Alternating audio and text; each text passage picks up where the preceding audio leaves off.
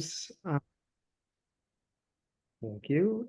Thanks for joining us on such short notice and during what I'm sure is a very busy holiday season for you. We really appreciate your attention to the Newtown Creek Long-Term Control Plan modification.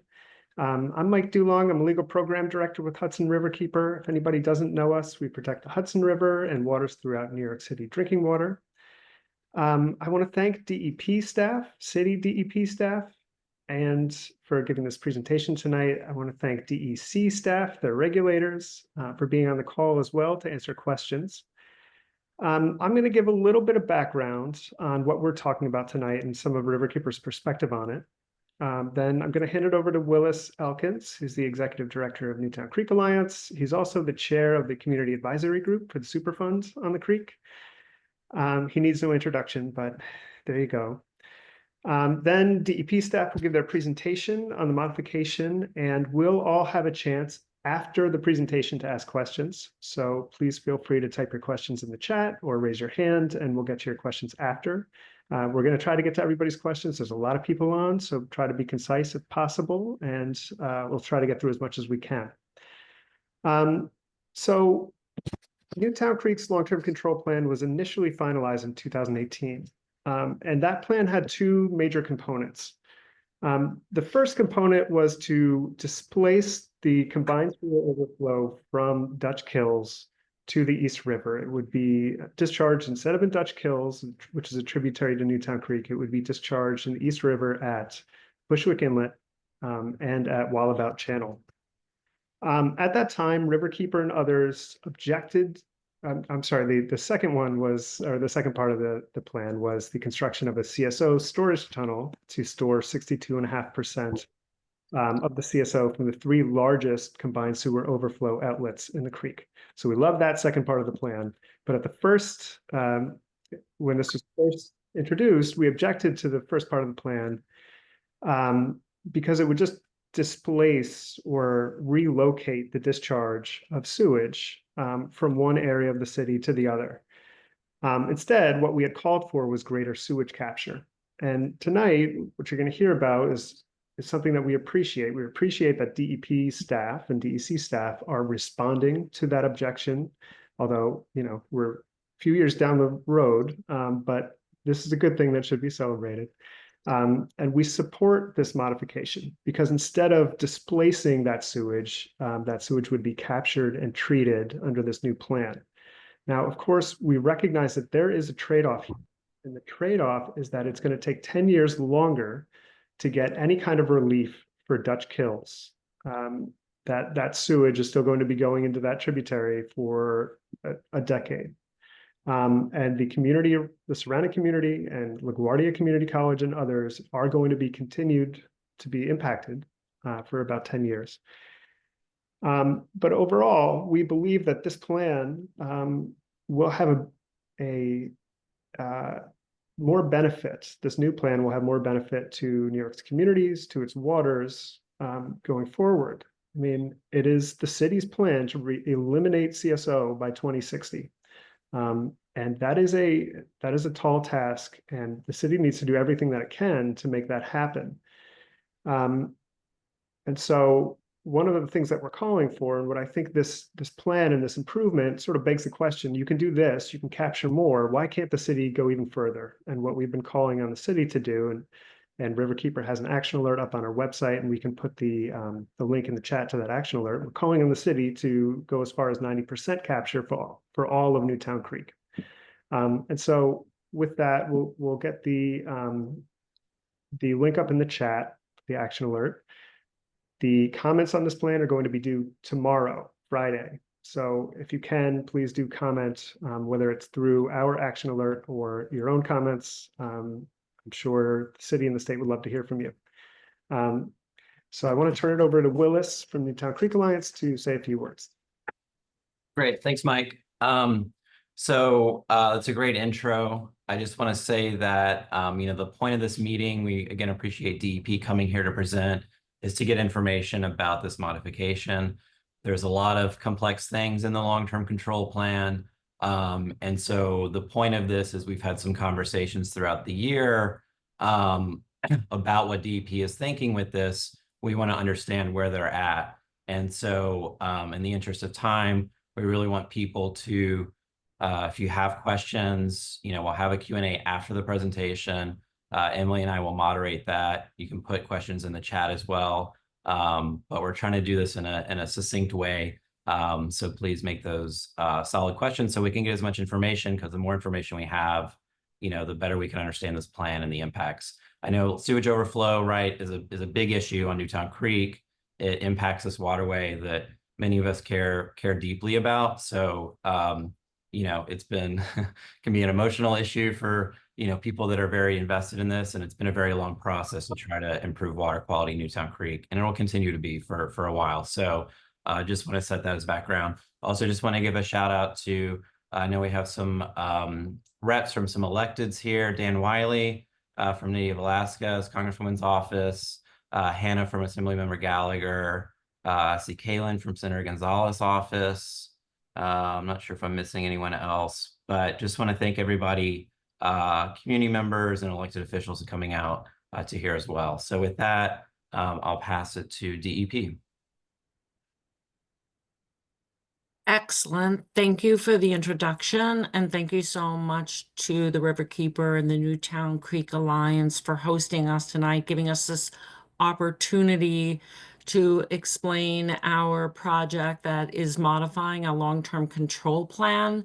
I would also like to thank the community. It's really wonderful when we see robust engagement like this. It really is an important note for us to understand that this is an active and a very engaged community. I just wanted to introduce myself. I'm Angela Licata, and I am the Deputy Commissioner for Sustainability at DEP. And we think the Newtown Creek is a wonderful water body. It is clearly a very prominent water body within the community at 3.5 miles long, with all of the various tributaries that are associated with it. We think it is really important to address water quality issues, specifically the combined sewer overflows that add bacterial contamination into the water body. We also think it's really important to work on ecosystem restoration. And so we're also engaged there. And just for the record, we're also very actively engaged in the Superfund program, because we want to be able to address all of the challenges that are impairing this water body. I will also be introducing Ken Moriarty. He's our Executive Director of Wastewater within the Bureau of Engineering Design and Construction. Kate Eden is our project manager. She's the accountable person for this design program. Keith Mahoney works with me. He's the Director of Water Quality Analysis and Modeling. And we're also lucky to be joined by Ed Cronin. He's with Brown and Caldwell. And they are our consultants supporting us in the program. So we are going to review the 2018 plan, just the overview of what were the pros and cons, and some of those have been mentioned by Mike already. And then we're going to go through the 2024 plan, which is to optimize this tunnel, really take advantage of some of the opportunities to get some early benefits, to increase the capture rates, and to frankly talk about some of the areas where we might be falling short. And we would certainly like your opinions and comments on all of this so that we can answer your questions. And the next slide. So in 2018, we submitted a long-term control plan, which is required by the Clean Water Act and the Combined Sewer Overflow Federal Policy. DEP sought to limit the amount of CSO that was coming into the Newtown Creek, and that plan targeted the 4 largest outfalls on the creek in the tributaries of Dutch Kills, Maspeth Creek, East Branch and the English Kills, which are labeled here. Most of you probably know where they are, but we've labeled them here. So this is, again, a very massive water body. The components of the approved plan were essentially a 39 million gallon capacity storage tunnel. And please keep in mind that in the past, DEP has done tanks for storage. Tunnels are a fairly new, more modern approach to CSO capture, and they do allow us to do a great deal of additional storage, and they also limit the impacts within a community where some of the other methods, such as a cut and cover that is not directionally drilled, where the construction is happening underground and is happening at the various shaft locations where muck is being removed. And these tunnels can have less infringement on the community during construction. And they're also a better strategy than the tanks. And we're going to review some of that with you tonight. There's also dewatering pumping stations that are necessary because what happens is you store the combined sewer overflow within the tunnel, and then you have to pump that back during the dry weather or as quickly as possible after a wet weather event at the wastewater resource recovery facility. And that's one of the very important factors. This flow would go to the Newtown Creek wastewater resource recovery facility, and our 14 plants are built with dry weather capacity and a limited amount of wet weather capacity that could be treated. And that's roughly about 2 times their dry weather flow capacity. In this particular case, this plant does a little bit better on wet weather flow, does a little bit better than 2 times the dry weather flow. Okay, next slide. One of the things I wanted to mention before I turn this over to Kate is that, we've gone through with the long-term control plan very conceptually, right? The amount of detail that's available is really focused on water quality modeling. What if we take 75% of the flow out? What would the water quality result look like? What if we take 50% out? What if we take 100% out? What are the costs and what are the benefits of that? Once that is settled and we arrive at that appropriate level of treatment, we then make that business case to the DEC. That is what they're approving. And then that business case is submitted to our peers and colleagues here at the department in this engineering, design, and construction that then take it into the designing phase, where they're actually getting some more detailed information on surveys and other such information that make a project more refined. Okay, so with that, I'm going to turn it over to Kate. Oh, one more thing. There will be a very, very robust program around the ULURP, and we will be conducting an environmental impact statement. So just so the community understands, we will be issuing a positive declaration. We will have an environmental impact statement. The first thing you will see is a draft scope of work, and that would be issued early next year. And you will have lots of opportunity for public engagement on that aspects of this program. But right now we're here to talk about the project that we want to build, that we need to move forward with in design, because you have to have an objective, you have to have a goal at what you're trying to achieve in order to make progress on these projects. We're trying to deliver this project as quickly as possible for the community. All right, sorry, Kate. Just wanted to get all of that out. Thank you, Angela. So my name is Kate Edden, and as Angela said, I'm representing the project team from the Bureau of Engineering, Design, and Construction within DEP.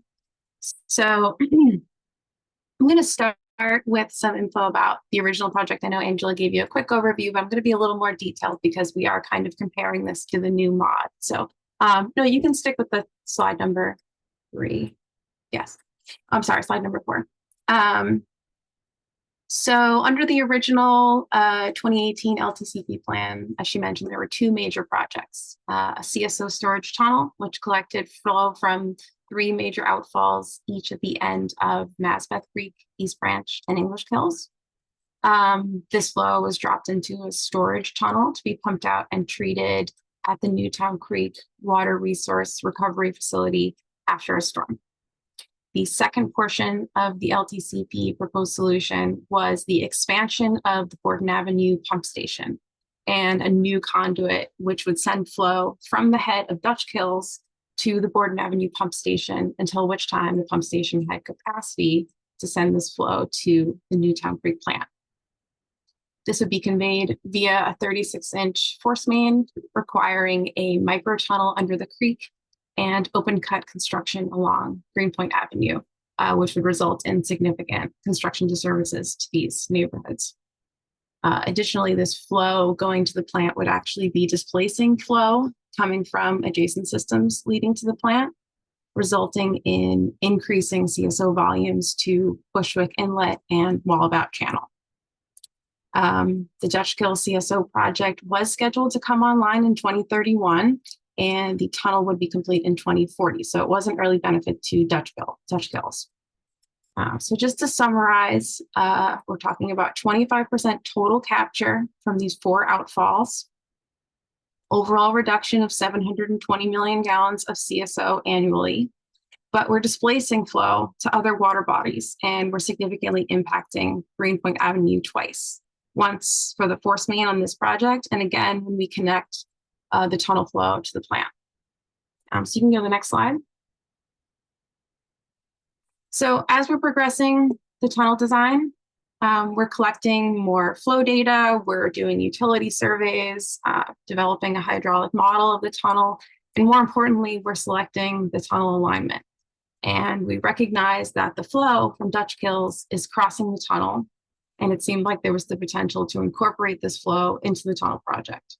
So we began by looking at the feasibility of this, and what we found was that by adding this flow to the tunnel, we were able to utilize a gravity sewer rather than a force main, and we could increase the size of the sewer. If we were able to increase the size of the sewer from 36-inch and 40-inch conduit to a 54-inch gravity sewer, we could gain improved CSO benefit from the original scope. So then there were numerous other benefits as well. Borden Avenue pump station would need to be manned during a wet weather event, which would no longer be necessary. Would require long-term maintenance and operation of an expanded facility. It's helpful to not add another facility to our long list of existing infrastructure that needs life cycle maintenance. So that was definitely a benefit for DEP. We'd no longer need to rip up Greenpoint Avenue and come back and rip it up again, although a much smaller area, but it's still worth noting that we would be doing that again for the tunnel project. And what we ended up with is a 50 million gallon tunnel that reduces the amount of CSO to Dutch Kills, and we could eliminate the expansion of this pump station. We also recognize that this would result in a deferred benefit to Dutch Kills based on the original schedule for the Borden Avenue pump station project. So we came up with an early phase 1, we call it project, an early benefit project. And with this solution, we no longer needed to expand the Borden Avenue pump station. So you can go to the next slide. So as I mentioned, we recognize this delay to the modification would cause to the reduction of CSOs to Dutch Kills. So we explored options for an early benefit project. The resulting solution, which we're calling phase 1, is to construct a gravity interceptor, shown here in yellow, which diverts CSO from the head of Dutch Kills to the Borden Avenue pump station ahead of the tunnel construction timeline. This conduit would be used as part of the final project, ultimately to bring flow to the tunnel. However, in the interim, we can reduce CSO to Dutch Kills through the flow stored in this conduit, which we refer to as inline storage, resulting in a reduction of 20 million gallons of CSO to Dutch Kills annually. You can go to the next slide.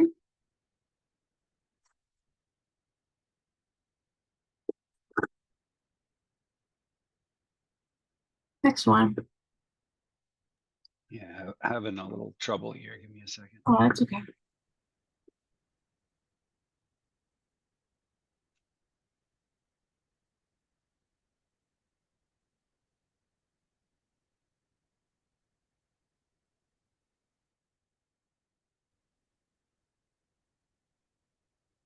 You should see it now. Great. Yeah, I see it now. Thank you. So in this chart, we find this chart provides the clearest picture of the results of this optimized plan. So we're looking at a reduction in overall events from all 4 major outfalls. Dutch kills is reduced from 25 events, and when I say events, I'm saying overflow events every time a CSO tips and isn't diverted to a plant, and you get overflow in the water body. So Dutch kills is reduced from 25 a year under the original LTCP plan to 9 overflow events annually. I put the original numbers there, what we call the baseline numbers as well, just so you could see what the 2018 plan was doing versus the baseline, and then what our new mod is doing as well. The other 3 tributaries are reduced from 7 to 6 overflow events annually. So this plan increases overall CSO control, and it significantly reduces overflow events at Dutch kills. And finally, we've reduced the CSO displaced into the East River, which was the thing that we disliked most about the original plan. And you can go to the last slide, the second to last slide. Thanks, Jeff. So this is a nice summary table to end on. I've talked you through most of these benefits. This proposal has a lot of them. But we wanted to end by saying that we didn't really talk much about schedule, but earlier in this process, we did agree to accelerate the tunnel project from completion in 2042 to completion in 2040. We're committed to maintaining that timeline, and we do believe this is a better project and a better use of these funds and this timeline. I think that's all we had.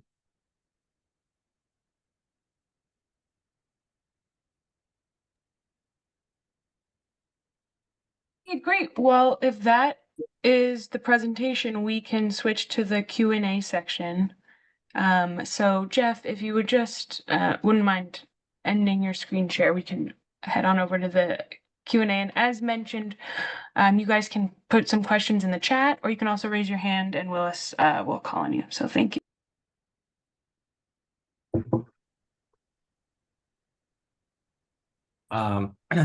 Thank you, DEP, for the presentation. Let's kick it off. I see Lewis, you have your hand up. Yes, thank you, and thank you all for doing this. We got to assume a large increase in heavy weather over the next 10 years. How will you take care of that contingency? Will you be monitoring the flows and therefore increase the capacity of the tunnel? That's the first question. The second question is, as you're building the tunnel and you're going through very polluted ground, will you be monitoring the air pollution as you go along? And if so, how will you take care of that?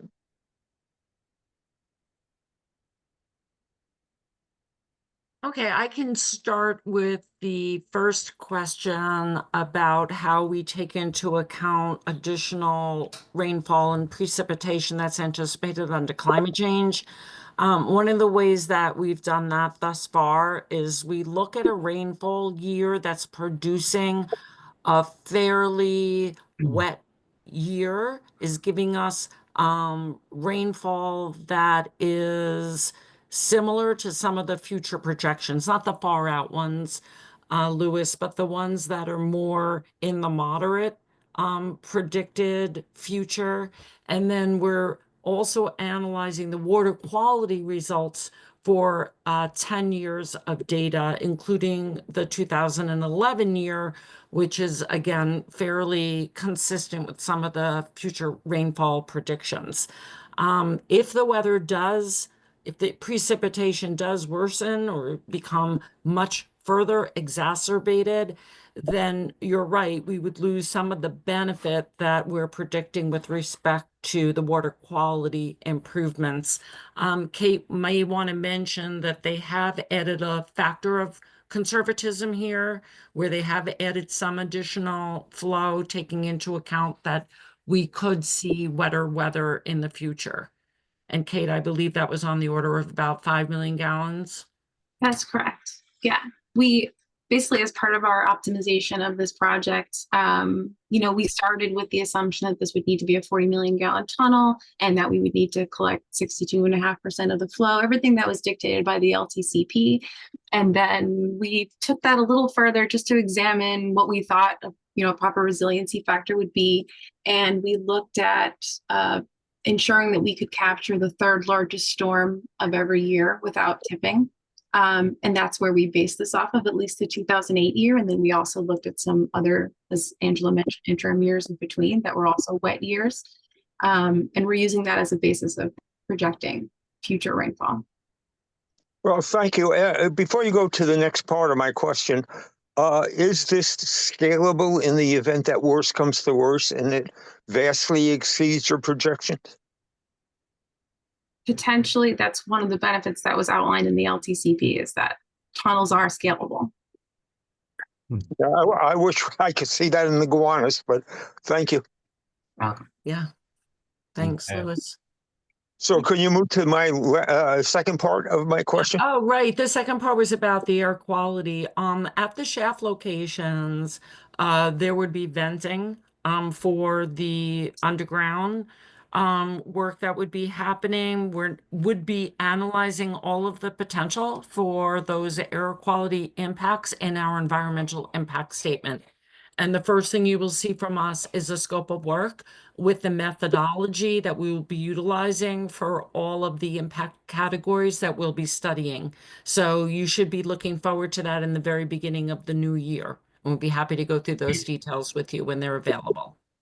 Well, thank you. And just a follow-up point on the same thing is that down at the Gowanus, they're having a lot of trouble as they dig in regarding odors. And it's a real problem for the community.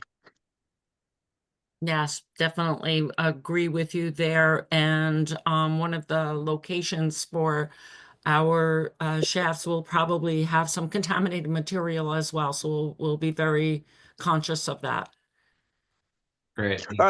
I'm sorry, I should have, I'm taking, just the final point. Do you have a notify to the community program in place should any of the problems for odors or things that might impact public health happen? We haven't really gotten that far yet, but we'll definitely take your point under advisement. I hear what you're saying. I don't want to jump ahead on the environmental review because we haven't even begun to evaluate what the issues are, but definitely a fair point, and thank you for raising that. Great. Thank you, Louis. And yeah, maybe we can learn from some other Gowanus. And I think that point is also valuable because we have 3 different community boards and this project's going to span all of those. So we should just think about communications. Next, we're going to go over to Blissville with Tom. Thank you, Willis. I appreciate it. And thank you for all being here and giving us the opportunity to participate. My name is Tom Matuzis from the Blissville section of Long Island City, nestled between Newtown Creek to the south and the Dutch Kills tributary to the west. I live in the home that my family has lived in since 1907. For the last 2 years, we've experienced unprecedented amounts of frequency and sewer backflows into our homes and businesses, which coincidentally coincides with the renovation work at the Borden Avenue pump station. In addition, we have not seen this frequency in 40 years. The last time we saw it in the 1970s, after it was corrected, we were told it was caused by a closed CSO outlet that had collapsed. We've sought a conversation with DEP these last 2 years, seeking support from Community Board 2, seeking support from Councilmember 1 and Representative Nydia Velázquez. And to date, we have yet to have had a conversation with DEP. While we are very excited about the benefits that our beloved Newtown Creek will see, we are of course concerned with how this will impact closing of CSOs will have on our homes and businesses in Blissville. Specifically 37th Street between Greenpoint Avenue and Review Avenue and, forgive me, Greenpoint Avenue and 37th between Review and Star, which has the most frequencies. The last time DEP came to us and visited us after an incident, they told us that we need to have someone change the main going down 37th Street because it's only 8 inches in diameter compared to the standard, which is 16-inch. So my question, what can you tell us to relieve our fears, and when can we please have a conversation with DEP? I represent the Blissville Civic Association, and we've been seeking a conversation with DEP now for 2 years. Thank you. Thank you, Tom. I will definitely took down that information, and we have been working with Dan Wiley. He has made us aware of some of these circumstances, and we're aiming to get out into the community and do a walkthrough, better understand some of these issues. I'm flagging this. Jeff Lynch is on. He's with the working with currently our Bureau of Public Affairs and Communications. And so I'm not exactly sure why you're not hearing from us. You certainly should be. In terms of your question on would this project worsen or create a situation where there's a block, I'm not the engineer. I will try to Kate, but just I will say simply, because this is how I understand it, this project will not affect the hydraulic grade line negatively. That is exactly what is going into the engineering work, so that there would not be this outcome where the hydraulics of the system are compromised. So I don't know if there's anything that Kate or Ken want to add to that, but that is just, as simply put as I understand it as a layperson and non-engineering person. There shouldn't be an impact. Just like Angela said, it won't affect the HGL, the hydraulic grade line. So there should not be any impact from this. So my last ask is to please have a conversation with us. We're very concerned with the impact we're feeling now the last 2 years. Again, we have not experienced the impact we're having today, the last 2 years, since the 1970s. And in the 1970s, when it was corrected, they told us the reason you experienced it is because the CSO outlet collapsed, and that's why the sewers were backing up into your homes. So this is Jeff Lynch. Just to add to Angela's point there, I'm in the commissioner's office, but also working with the public affairs team on a variety of projects. I have heard it from the Congresswoman's office, and I know Dan's on here, as well as we've heard it from others. We have a fairly new borough commissioner in Queens who is getting out and about, and we are intending to come out and talk to the Blissville community in the coming month or two. I don't have a date, but we will circle back with you, and I know there's been some work done internally on that. So thank you. And please understand our frustration hearing the same thing over and over again for 2 years. Of course. Thank you. We understand that, and that's why we're going to get out as soon as possible. I appreciate you. Thank you. That's it. Yeah, and just quick editorial, since I was mentioned from Congresswoman Velázquez's office, we are looking forward to setting up the walking tour. And I think if there is deferred benefit for this area, it behooves us to look at fast tracking any short-term mitigations that could be done, because the baseline is not really acceptable, because you don't want to make it worse, but we need to make it better now. Thank you. No, thank you. It's very Dan. important to hear from members of the community on these issues, because if there is something wrong in the system, you would obviously be there, front and center. And so we want to take that very seriously. We'll definitely be looking into what our engineers within the water and sewer operations have been investigating, and get back to you, Thomas. Thank you. I appreciate that. Thank you, Tom. And, I'll just note on that too, that, this long-term control plan is obviously a massive infrastructure project. And, we're always looking for ways to do additional improvements and to mitigate the impacts of the infrastructure. The treatment plant, has been a great example of things like the nature walk of how we can create public benefit in addition to necessary infrastructure. And we even feel, like the Borden Avenue pump house that Tom's referring to, we feel like that was a little bit of a lost opportunity to do more with that structure, with that site. So I just want to flag that as well as we get into more of the details about the tunnel. So with that, Thank you, I'll Willis. pass it. Of course, I'll pass it across the creek to East Williamsburg for Kyle. Thanks, Wallace. And thanks to the folks that are here presenting today. This is really great information that you're sharing. Like Willis mentioned, I'm based over in East Williamsburg, love the creek very much, but I'm relatively new to this project. So my questions are really more clarification questions. A couple things. First of all, it looks like the original plan was released in 2018 and this update was released this year. That's 6 years between the initial plan and today. And it sounds like one of the major concerns, so to speak, with the new plan is this deferred benefit and knowing that the project wouldn't be completed until 2040. A lot can happen in 6 years. A lot can happen between now and 2040. So I'm just looking for a little bit of clarification on why there's been so much delay, and are we confident about the current timeline, knowing that 2040 is really far from now? And I hope you all understand the spirit of my question. I know everyone on this call is very dedicated to making this happen quickly. And then just also a quick clarification on why only 62.5% instead of all of it. Why not? Okay, so a lot to unpack. Let's take the first question. Yeah, so 6 years, it seems like a lot of time. DEP does a lot of projects that take a very long time to accomplish.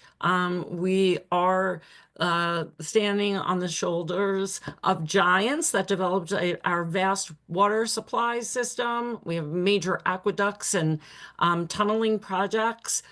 So we're very familiar with that. These are not, small undertakings. These are massive projects. First thing that we do once we develop the business case and develop the conceptual plan and hand this off to our engineering group is they have to procure consulting services to support them to do all of the work. So that takes a year or two to procure those services.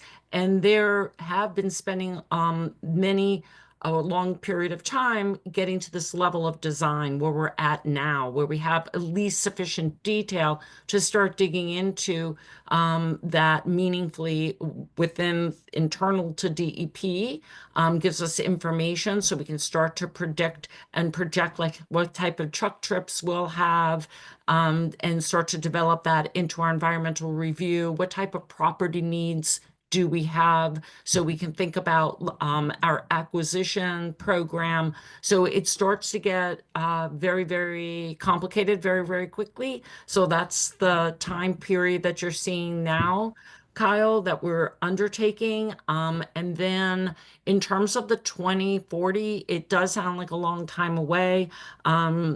Be advised that this project actually started with a time frame of 2042. And we were very, very energized to bring that time to compress that schedule a little bit. That's how we got to 2040. We really wanted to support the EPA under Superfund. We wanted to be able to give them some certainty on how we would be looking at these sources that are coming into the creek, meaning the combined sewer pipes.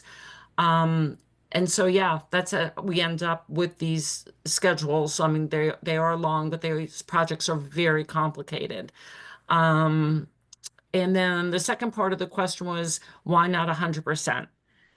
Well, I mean, that's a very complicated question. One of the answers I'll give you is that even the CSO national policy recognizes 100% is very difficult to get to on each and every water body, unless, of course, you separate the sewer system completely, because you will never have with a combined sewer 100% abatement. You will always have a storm that is going to add water that is going to exceed the capacity of your collection, right? You just can't. Let's say we had a 50-year storm, or we had 3 inches of rain, which might even be more like the 100-year storm, you're always going to have a combined sewer overflow no matter how large we build this. So you really, with a combined sewer system, can never really get to 100%.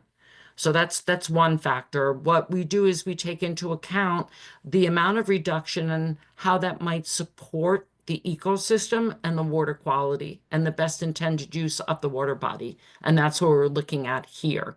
That's how we got into that vicinity of the 65% and optimized it now for the 75%.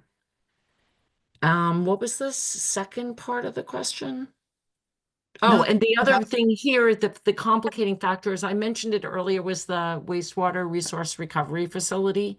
So you have to pump this flow back because at some point it needs to be treated, and we don't have like, a capacity to keep the sewage in the tunnel for too long. We have to wait for that wet weather event. And what you'll want is for us to empty this as quickly as possible, get that treated. So in case we get another storm event, we want to reduce the number of activations of CSO to the greatest extent practicable.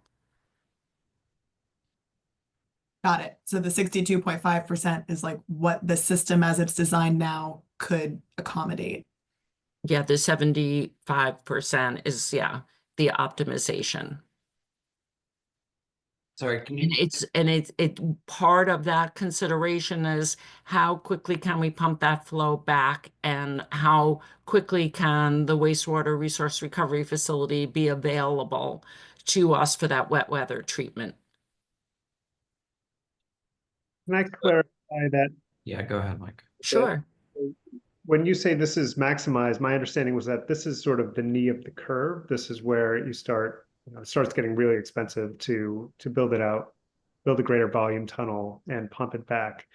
But are you saying that even if you built it greater than 50 million gallons, you wouldn't be able to treat that? This is it. This is all we're ever going to get.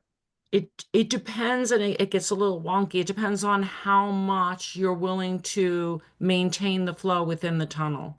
And then you have that trade-off, because if you do get another storm event and you haven't been able to pump back quickly enough to the plant, right, then you're not providing that capacity for the next storm. So I don't know if the engineers want to take a stab at explaining this further, but that was why even here, when we originally planned this project, we were trying to maximize the capture, understanding that we had a limitation on how much wet weather we could manage and how long that sewage could be retained within the tunnel itself. I just want to add, you're also correct that the knee of the curve is additionally a factor as well. Getting the most kind of bang for your buck for gallon of CSO definitely comes into account. It gets really expensive when you get into higher level of control.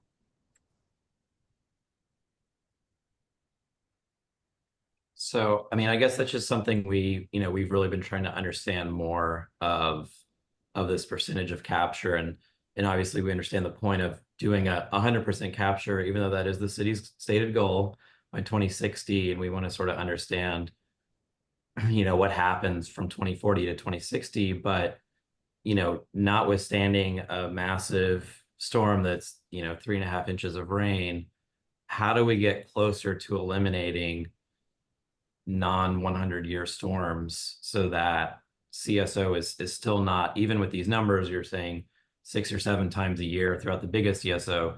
The other thing I want to point out too is that those are the largest CSOs. So my understanding is that the other CSOs, because there's 22 of them in the entire creek, even though they're smaller volume, they're still going to be activated on a more regular basis, right? Because they're not going to the storage tunnel. Is that correct? And I can pull up some numbers and share those, but I believe there's other CSOs that are still being activated 30 plus times a year. So are those still going to be overflowing 30 plus times a year?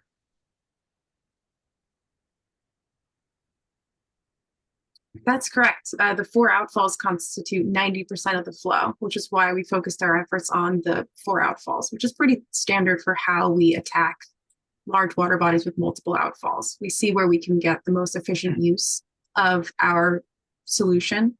And in this case, it was pretty clear cut. There are these 4 outfalls. They're at the head of each tributary to the creek, and they constitute the largest portion of the flow by far. So those 10%, the other 10%, we're not providing control for that other 10%. But just to clarify, these outfalls. So if you think about, according to the numbers that I have from our previous presentation, outfall BB09, which is another outfall in Dutch Kills, currently has 27 activations a year, 43 million gallons. And so the concern is that CSO, the impacts are not just about the volume, it's also about the frequency.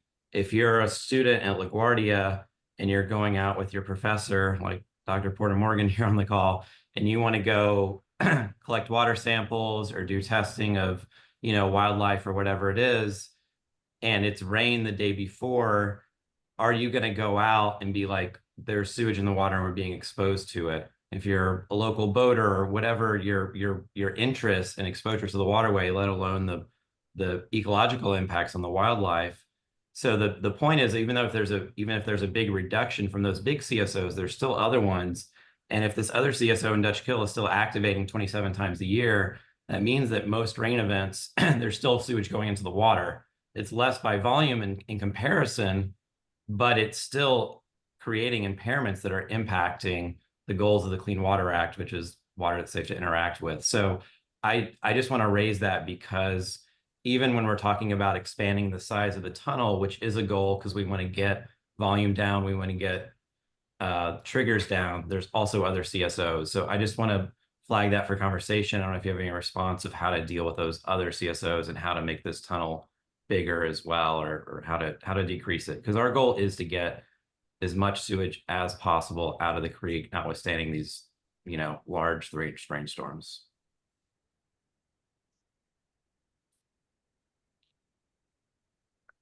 So we can come back to that too. Yeah, no, fair point on the smaller CSOs and the activations. We're learning some very interesting things about our outfalls, Willis, at this point, because we've been sampling them under the EPA program.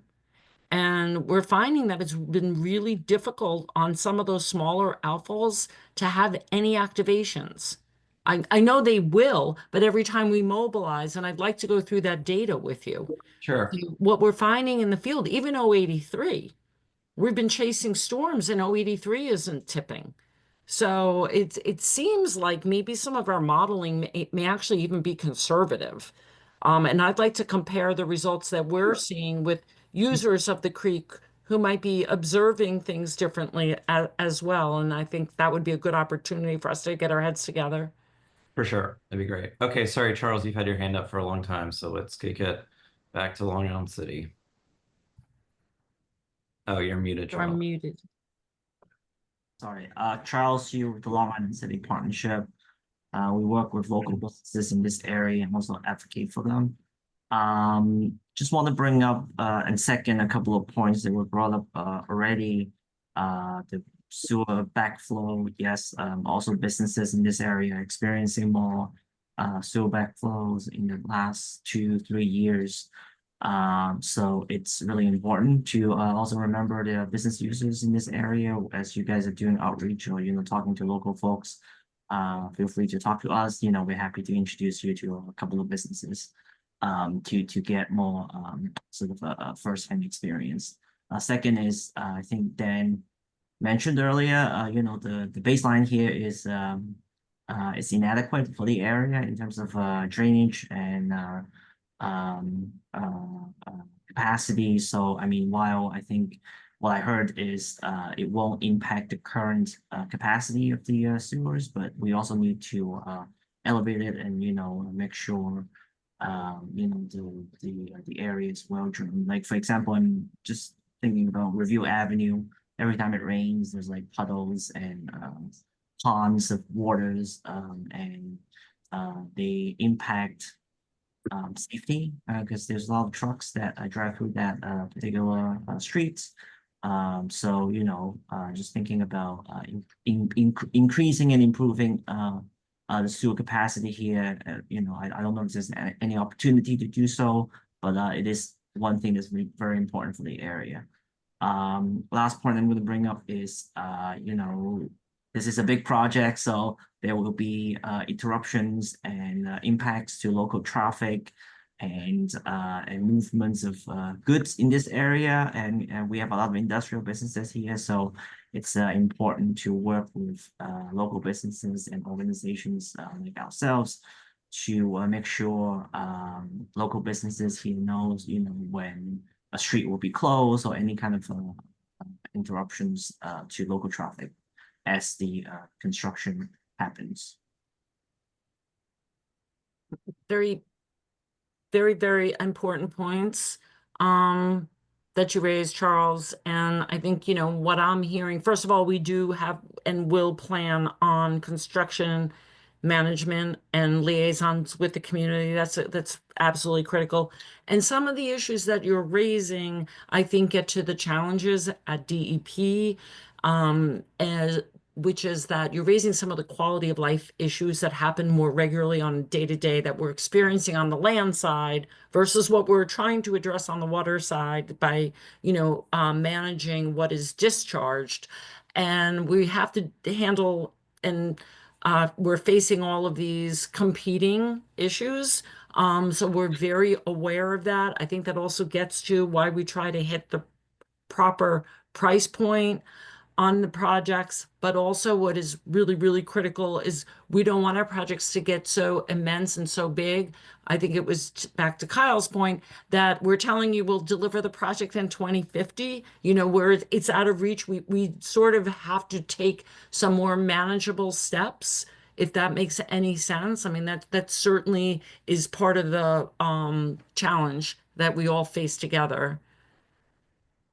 Thank you for your comments. But also, I guess what I'm saying is, if you're digging up the streets anyway, so if there's any opportunity to also implement other projects at the same time, maybe through a different part of DEP, you don't have to dig up the street twice, right?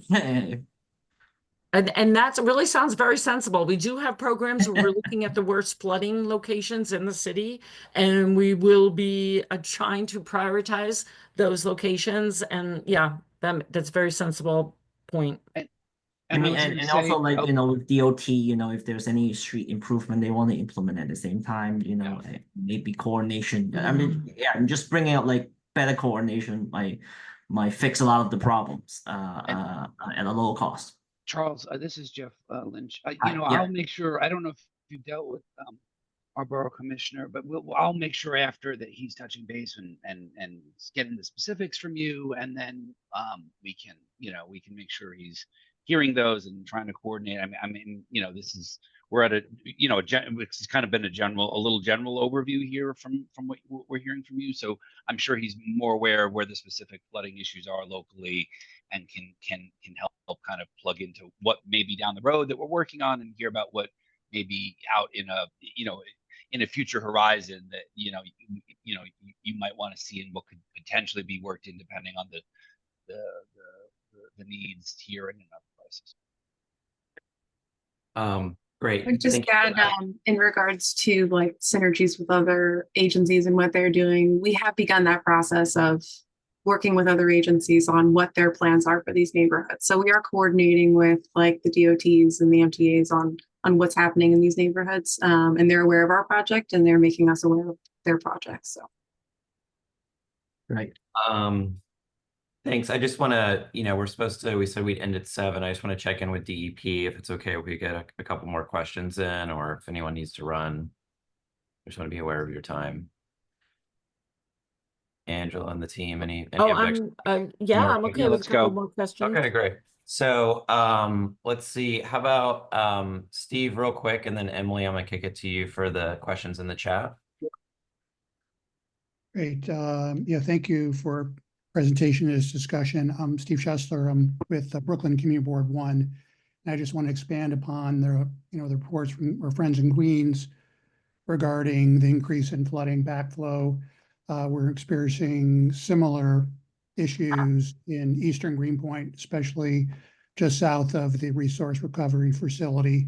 Erica Matichak, who lives in that neighborhood, mentioned that in the chat. So I think our community would like to be part of that conversation in terms of trying to nip those in the bud and work on those issues while this plan is being developed.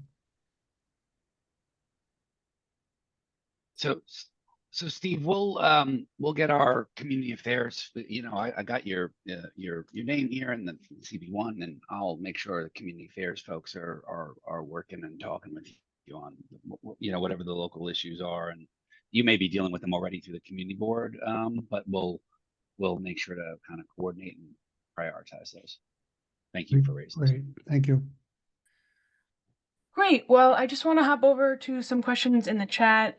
Jeff, to your point, there are a few folks in the chat who've asked, how to get in touch with DEP about some of these flooding issues or backup issues. Dan, also from the Blissville community, if you want to just take a look in there as well. It's a little bit outside the scope of this conversation. So those are there in the chat. And so then I just want to go to a question from Holly.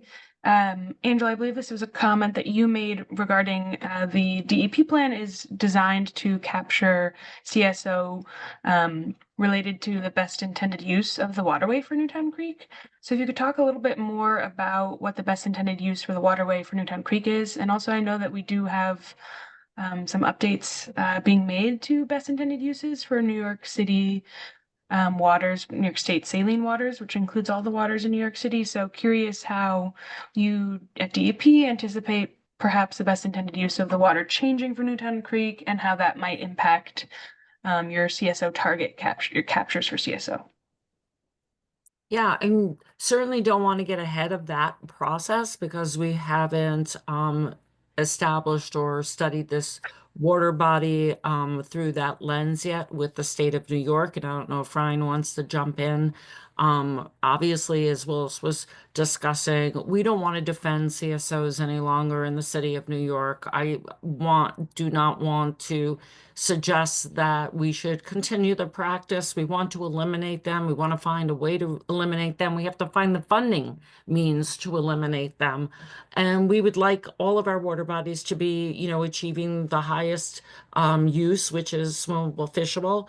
But we're finding that it's not possible. Some of our water bodies are very affected by anthropogenic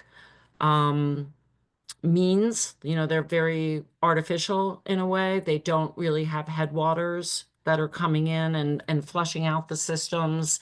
They're somewhat artificial in the way that they're right-angled, right? They were built for commerce, overtime, navigation, these sorts of things. And we're finding that they struggle to achieve some of the criteria that were intended for more coastal water bodies or water bodies that have a more natural system.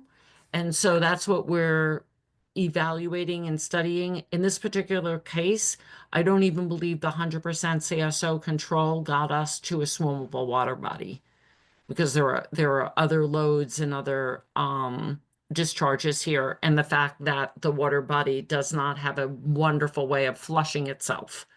In fact, sometimes we have to often think about this as well. Our sewer system may be the only source of water that pulses into the environment other than what the tidal brings in from the East River back and forth, whatever that tidal influence is. So again, I don't want to get ahead because I really don't know. I wouldn't be able to speak intelligently yet until we study this water body. That first water body that we've been studying through this lens has been the Harlem River. Okay, thank you for that answer, Angela. And I know that at Riverkeeper, we are excited for the Harlem River study that you guys are working on and for that to continue to the other water bodies and to see how that comes through in terms of water quality attainment for these different waters. I'll just say that Dan Wiley requested a map showing the relationship of the tunnel to the different outfalls and did ask why don't the smaller ones connect. I think we've talked a little bit about some of the smaller CSO outflows, so I just want to make sure that we go to a question from Lewis related to how this CSO plan is going to relate to the Army Corps' HATS program and how that might impact the proposed solution if the HATS if HATS was to come about, and I'm assuming in this case that this is the Army Corps' HATS program where the in-water gates are in fact a part of the proposed solution. Yeah, I saw that. I thought that was a good point, Louis. The short answer is I really don't know. We are definitely looking, and I've seen the Army Corps' proposal. I have somebody on staff who is the director of our ecosystem services, looking at what the Army Corps proposed with respect to Newtown Creek and trying to better understand what might be some of the softer solutions or solutions that rely more on an ecosystem-based approach rather than just on the barriers to the creek. One of the things we know about HATS is it will have water quality impairments. It's just a question of how often those gates are used and closed, but they will impact the system. And we haven't fully understood how that is going to affect us here. But at the same time, we're very interested in looking at what kind of nature-based solutions might be alternatives to what had been proposed. And that's where our focus is. Yeah, and I would just add to that. I mean, like you said, Angela, HATS is still, it's still in its earlier stages of study and development. Like, so I do think, we're going to need more time to do that. But I do, I would note what, the House of Representatives did incorporate in the bill this week, and it's hoping that the Senate does pass it as well, that there will be some of those nature-based features as part of the study that they've kind of directed the Army Corps. So there's some additional progress to kind of balance those features and analysis going forward, which I think will help kind of help address some of the issues that community members and advocates would like to see and what ultimately comes out of that project down the road. Yeah, and if I could just chime in, I mean, so the House just passed the bicameral final version of WRDA, the Water Resources Development Act, that funds and directs the Army Corps of how to implement HATS. The New York District of the Army Corps has made a big request of headquarters for further funding to do further study to respond to a lot of the concerns raised by many people on this call and the communities around Newtown Creek. In particular, the Congresswoman did secure authorization for further funding for environmental infrastructure in the watershed areas around and in Newtown Creek to the tune of $25 million. That's not appropriated yet, but that's authorization for environmental infrastructure. And also the delegation has gotten language in there that ensures that the Army Corps takes into account, rainfall, groundwater emergence, sea level rise, and nature-based infrastructure, maximizing ecological and social public benefits. So that is all to say that in WRDA, we're directing the Assistant Secretary of the Army to look more holistically at comprehensive flood risks that don't just look at surge, but look at cloudburst and the kinds of things that DEP is dealing with. So we're hopeful that through this process, despite the administration coming in, we can make more progress in Army Corps working with its local partners like the city and state and the local neighborhood stakeholders. Dan, thank you. I know that us at Riverkeeper are very excited to see those WRDA authorizations and appreciate the partnership from the Congresswoman, the multi-hazard approach that the Army Corps is having to utilize now on the HATS program is something that we're very supportive of and I think will be a benefit to the community. So really appreciate your guys' support on that. We've basically wrapped up questions from the crowd. So I think, we're about 10 minutes over time. I just want to, again, point everybody to, in the chat, we've posted our action alert for Riverkeeper and Newtown Creek Alliance. The comments on this plan are due tomorrow. I know that is a tight turnaround, but we have prepared, our action alert, which includes some comments that you can edit and then submit in your own words if you'd like. And really encourage everybody to do so, as this is an important opportunity to provide public comment on this plan. We've also recorded this meeting, and so we can share that as well. And so thank you again, Angela and Kate and Jeff and Ken and everybody at DEP for agreeing for this meeting. And I also know there's some representatives from DEC, including Ryan and Linda. So thank you guys as well for being here today. If anybody else wants to say anything. Yeah. Yeah, Emily, I would just say I put in the community affairs email address in the chat. So anybody that has kind of the local issues that we discussed a little bit here, please get those. And, in Queens, the borough commissioner's office and team will get back to you. In Brooklyn, the right staffer will get back to you. And then also I know Dan raised, a map with all of the outflows. We can get, we don't have that handy right now, but I think we can get you the most updated. I think there might've been something dropped in the chat of an older one possibly, but we can double check to see if that's the most recent, or if there's not, we'll get something along in the next day or two. I mean, I think the key thing on that is to understand why the major outflows feed into the tunnel, but the smaller ones don't, what the relationship is there, and why there can be infrastructure to somehow connect them. Okay, that's helpful. Yeah, we'll get back to you on that. Unless anybody can add right now, but I know we're running short on time, but. And please, just a quick comment. Everybody is more than welcome to look into the Newtown Creek Community Activity Group and participate. You don't have to be a member to go to that website and look at the action. Thank you so much and for this opportunity, and thank you all for your leadership and your vision. Very important to have stakeholders, and we certainly feel very privileged to serve the public in this way. Yeah, thank you, everybody. Great. Thanks so Okay. much. Yeah, Thanks, guys. Thanks, everyone. Thank Have a you. good night. Good night, everyone. Good night, everybody. Thanks.